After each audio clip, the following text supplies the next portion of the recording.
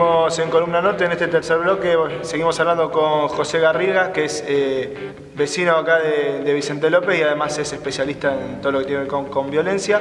Así que bueno, José, como dijimos, luego de las primarias, el candidato del Frente para la Victoria, Martín Insaurralde, sin tener digamos, una posición tomada al respecto antes de las primarias, salió a plantear la necesidad de, en un primer momento, lo que se interpretó como bajar la edad de imputabilidad y luego maquillado o cambiado, digamos, de discutir un régimen penal juvenil. Se habló mucho, pero no se aclaró demasiado por ejemplo, cómo funciona hoy el régimen penal juvenil, digamos, cuál es la edad de imputabilidad y qué significa el régimen penal juvenil que en la actualidad tenemos. ¿Cuáles serían las modificaciones que se plantean? Creo que no se saben, ¿no? Creo que ese es el punto aquí se menciona un tema, pero no se menciona bien qué es lo que se quiere hacer con el tema. Se dice bajar la edad de imputabilidad, una edad que está puesta en muchos casos. Uno escucha los discursos, no, tenemos que bajar la edad de imputabilidad a los 16, no, pero eso es la edad que existe actualmente. Entonces, hay una confusión sobre el tema. Y entonces me parece que lo que se está poniendo en escena son solamente discursos que están orientados al momento político y nada más. No hay una gran elaboración del tema con un objetivo mucho más claro, que es intentar ver cómo se negocian o cómo se trabaja en este tema en particular. Sí, dentro de esta cuestión electoral que vos planteás de tirar un tema, quizá exista la necesidad de debatirlo, pero bueno, no se ha planteado muy bien cuál serían las diferentes propuestas, ¿no? Pero lo que sí existe es una visión, una sensación de que los menores cometen delitos y, como dicen, entran por una puerta y salen por la otra. Pero eso, digamos, ¿vos sabés, tenés idea qué porcentaje de delitos están implicados los menores? El año pasado sacó la Corte Suprema de Justicia un trabajo hecho en San Martín y en la Ciudad de Buenos Aires, y no me acuerdo puntualmente el número, pero la verdad eran muy pocos, eran menos del 10% en la cantidad de menores implicados en delitos. Entonces es un dato interesante ver por qué se hace tanto hincapié en ese actor, en ese tipo de delincuente, cuando no es el actor más relevante, ¿no? Claro. Me imagino que los que vienen estudiando todos estos temas como vos, los temas de violencia, empiezan a ver que, digamos, como vos decías, no es un tema muy relevante el de los menores, pero sí el otro tipo de delitos que han venido mutando en los últimos tiempos. ¿Cuáles son, en qué se ha modificado, digamos, el delito en los últimos tiempos? A mí se me ocurre pensar así el tema del narcotráfico, de bandas mucho más organizadas o más grandes, digamos. ¿En qué ves que se ha modificado el delito?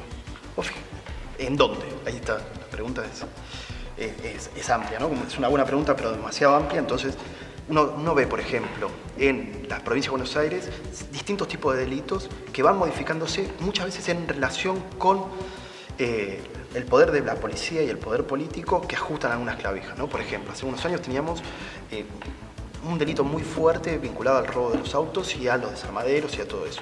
En los últimos años se empezó a trabajar un poco más, no mucho tampoco, pero un poco más sobre el tema, y ha bajado ese tipo de delito.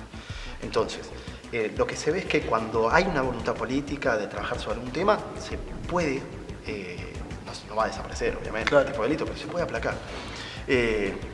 Como vos mencionabas bien, todo lo que tiene que ver con la cuestión de las drogas y todo el negocio del narcotráfico, es un negocio que lo que ha hecho en los últimos años no es, además de haber aumentado, se ha perfeccionado, ¿no? Es un negocio que cada vez es más redituable, es un negocio que cada vez tiene más profesionales en el tema. Y eso no sé si se da en otros tipos de negocios, porque dejan de ser tan redituables. Por ejemplo, hace algunos años todo lo que tenía que ver con la piratería del asfalto era un negocio importante dentro de lo que era la delincuencia, y en los últimos años ha perdido, no ha desaparecido para nada, pero ha perdido un poco de importancia.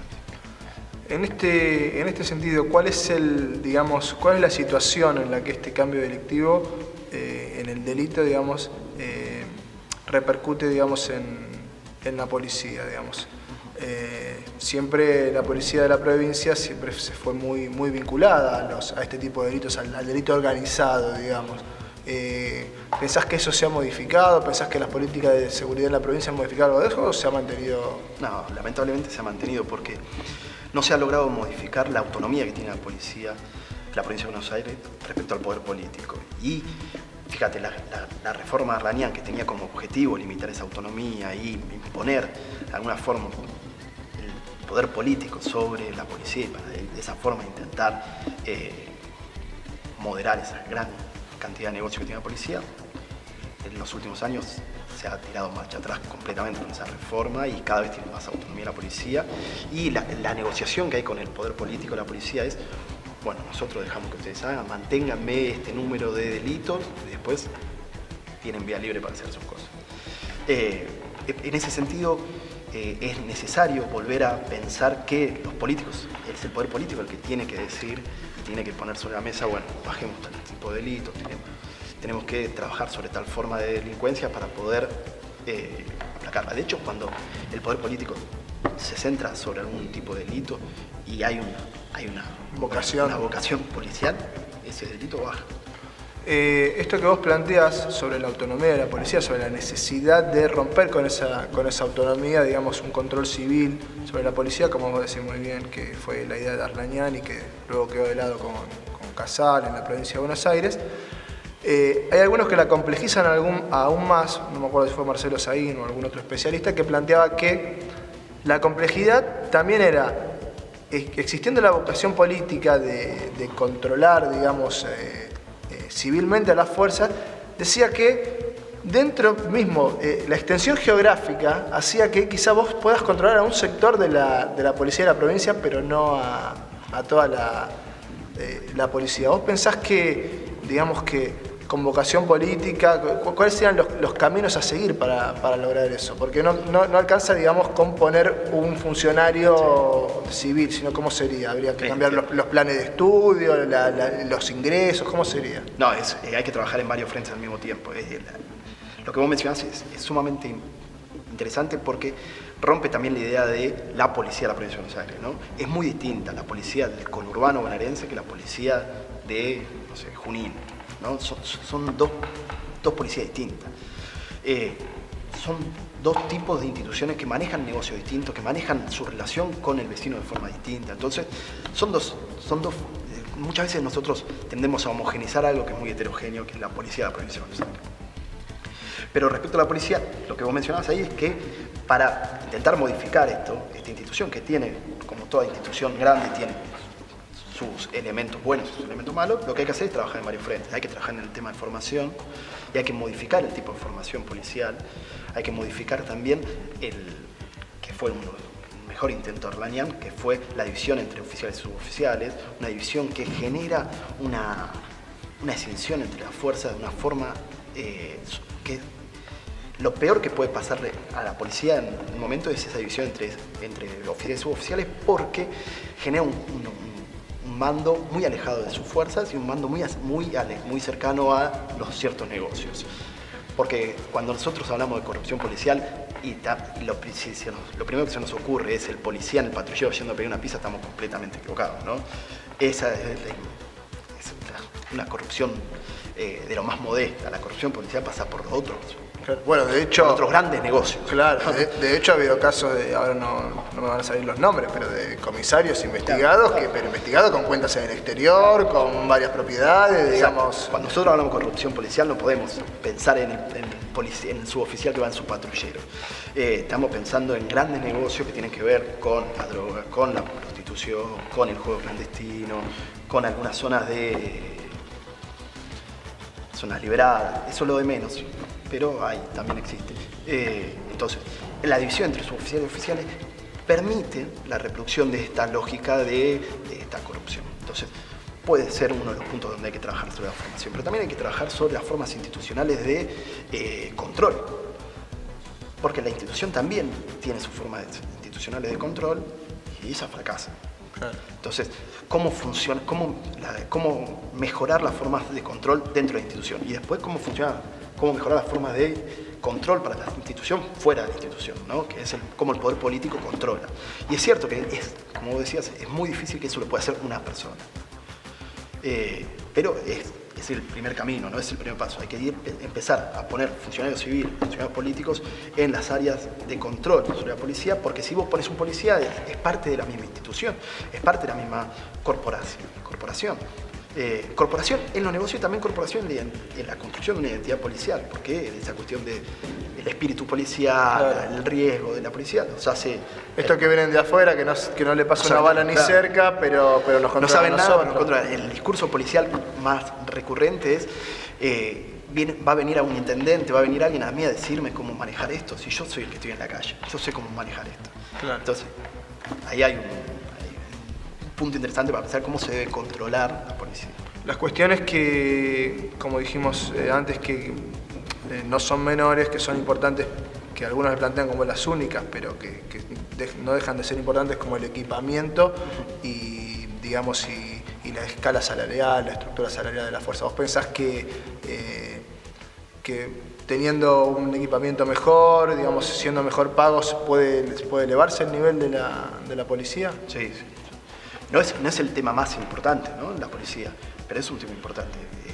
Sobre todo para pensar el tipo de trabajo que hacen los suboficiales, no los suboficiales, ¿no?, pero el tipo de trabajo que hacen los suboficiales de la policía, donde para ganar medianamente bien, trabajan muchísimas horas y entonces, la verdad, trabajan mal. Trabajan claro, mucho, trabajan mal, están muy cansados todo el día. Y como cualquier otro trabajo, el rendimiento merma si la jornada es... Claro, entonces, y también están mal formados. Vos pensás que un suboficial pasa con suerte por la escuela de policía 6 meses, 5 meses. Entonces, es muy poco en términos de formación para estar preparados para manejar ciertas situaciones de conflictividad social. Entonces, debería ser un poco mejor la formación, debería estar mejor pago y deberían tener los elementos necesarios para poder hacer bien su trabajo. Claro, esto que planteas es interesante, porque digamos, ahora que vos lo planteás así, yo no me lo había puesto a pensar, pero digamos que la policía es una de las instituciones donde nosotros, como sociedad, delegamos el ejercicio legítimo de la violencia, digamos, de la fuerza. Digamos, la persona que está capacitada, o sea, a la que nosotros le damos el uso de la fuerza, el uso legal, legítimo de la fuerza, tiene 6 meses de adiestramiento. Mientras que quizá para una tarea menor, digamos, no quiero menospreciar ninguna tarea, pero digamos que cualquier digamos, carrera terciaria, por más que sea para después terminar siendo telemarketer o lo que sea, vos por ahí te estudiaste 3 años, digo, me parece que ahí se está como quitándole y restando la importancia a una institución que debería ser un pilar básico de la defensa, digamos, de los derechos y de las instituciones democráticas, ¿no? Fíjate que hay 2 datos interesantes para pensar. El primero tiene que ver con las suboficiales tienen un proceso de formación 5 o 6 meses, y en cambio los oficiales, que son muchos menos y que están mucho menos en contacto con la conflictividad, con los temas de conflicto, tienen 3 años. Entonces hay una diferencia interesante para pensar cómo se piensa la misma policía, ¿no? Y otro tema interesante con el cual se puede paliar algunas carencias es que no hay un proceso de formación continuo, porque también pasa esto, que es estos policías se forman durante 5 meses y luego pasa muchísimo tiempo en el que vuelven a entrar en un sistema de reentrenamiento y un sistema de formación continua. Entonces, tal vez si pasan 5 meses, pero al año tienen otro proceso de formación, no sería tan grave. Pero si pasan 10 años hasta que vuelven a tener un proceso de formación, es muchísimo tiempo. Muchísimo tiempo. Y te pregunto desde la ignorancia total, digamos, si vos entrás por el escalafón de los suboficiales, no podés nunca acceder a cargos de oficial. No sé. Eso fue un punto de la reforma de Arlanian en el cual de alguna forma se unificaban los 2 escalafones, entonces se permitía romper el círculo de élite de la policía, claro, de los oficiales, ¿no? Y acceder, o sea, digamos, desde los suboficiales a través del mérito, que digamos que lo que debería ser, a través de la meritocracia, como es en muchos lugares, a los lugares de toma de decisiones. José, nos vamos a ir ahora a un corte y después vamos a hablar un poquito del tema de la policía municipal y esas cosas. Está muy interesante la charla con José, así que después del corte vamos a hablar de las cuestiones municipales.